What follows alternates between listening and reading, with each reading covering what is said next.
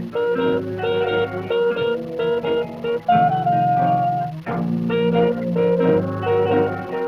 everyone, this is Cheyney McKnight of Not Your Mama's History, and today we will be continuing with episode 2 of Questions for a Black Reenactor. I want to thank all of you guys for sending in your questions. I have them here in my Pipkin, and it's really full. I got most of the questions within the past 3 days, which is awesome. So I will put that there. I'm going to start out today with answering 3 of your questions. Let's see. Okay. So it's kind of triple, quadruple folded. Okay. Why does it seem like many history-minded blacks are not into the history of the rebellion? Most of my history geek friends are into things like Reconstruction, Revolutionary War history, etc. I have a couple of friends that love Buffalo Soldier history, but seem to want nothing to do with Civil War history. Okay, that is very interesting. And this is from R. Johnson. I do want to say that I don't believe that African Americans are completely against Civil War history. I think what may happen is when you're in living history, you kind of get bottlenecked into these roles, into certain roles in the reenacting community that kind of get old. So for me, I have to keep it interesting and continually go out of my way to try and find portrayals that open up my world to new research and keep things interesting. Also, African Americans, a lot of African Americans view this time in our history, the Civil War and before, as a very vulnerable time period, and see time periods afterwards as when we are making more strides.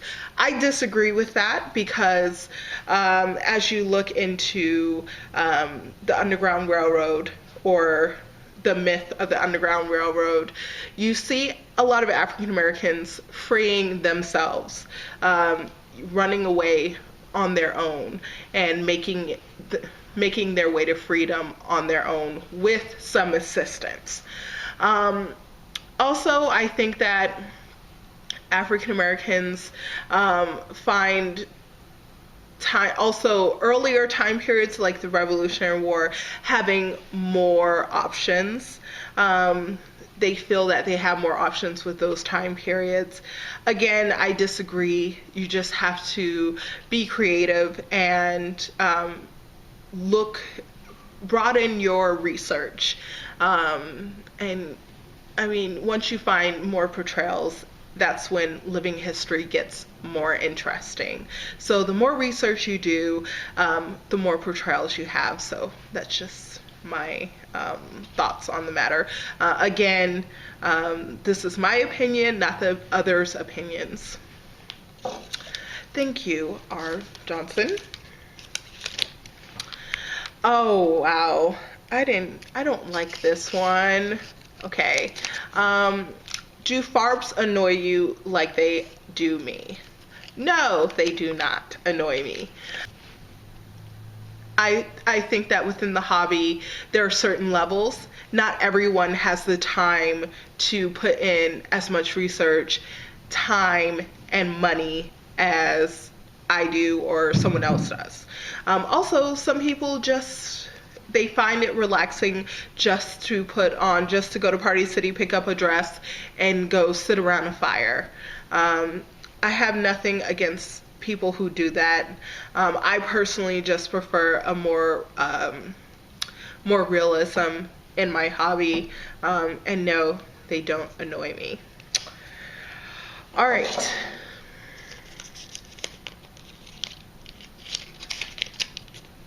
Oh, this is a good one.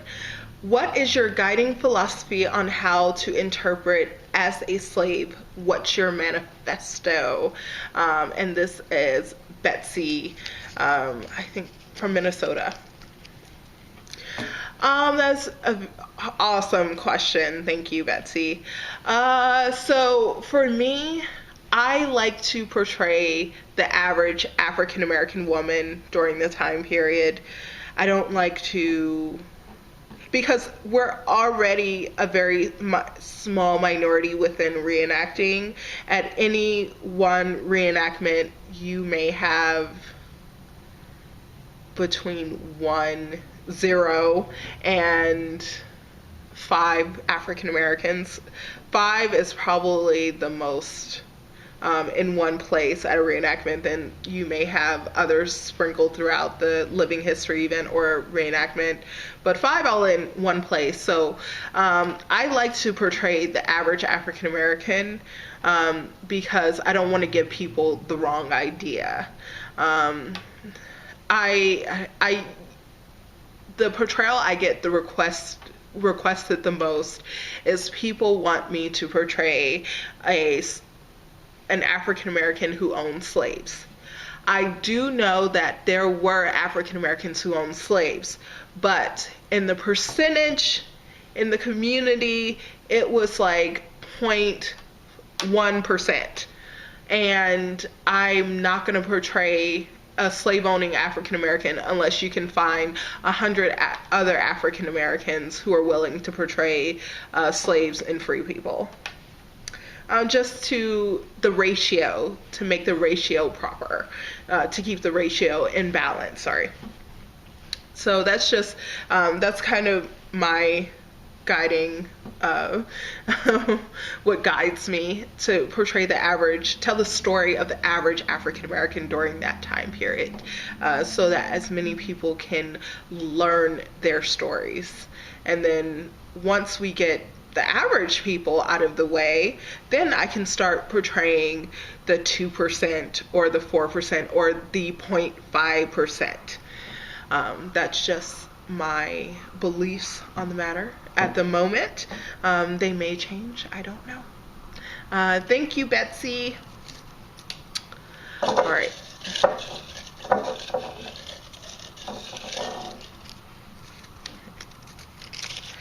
Oh, I have answered 3.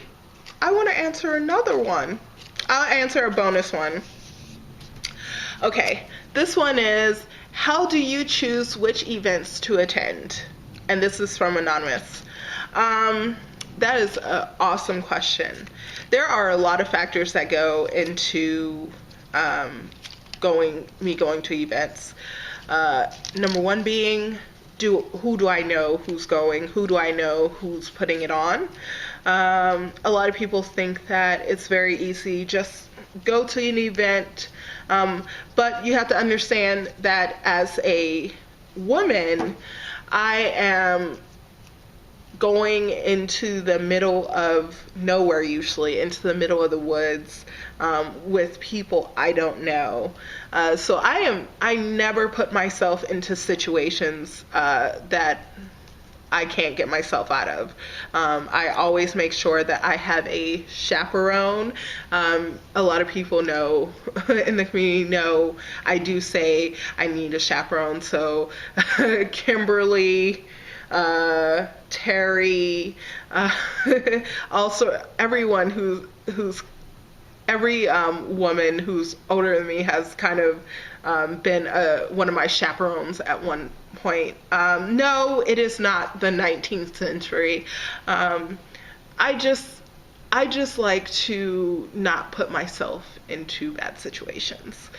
And then also how I choose are who's putting it on. Do they have a good track record? Has anyone died at one of their reenactments because of negligence? Also, I talk to my friends who have been to reenactments that these people have been to.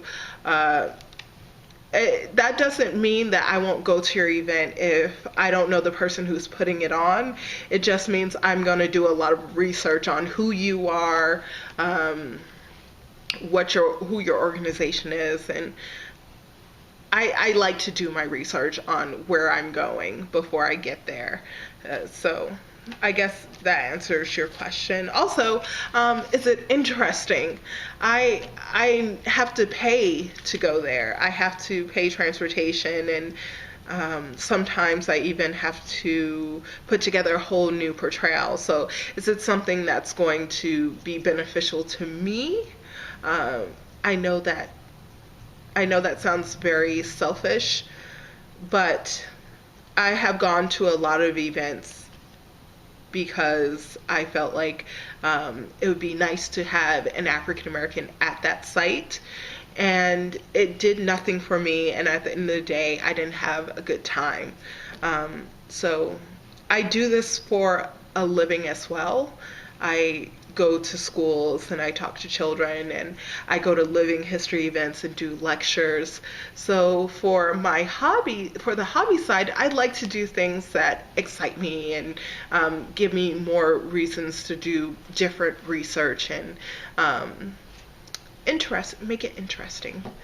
So I hope that answered your questions. All right, I also have some announcements, I guess.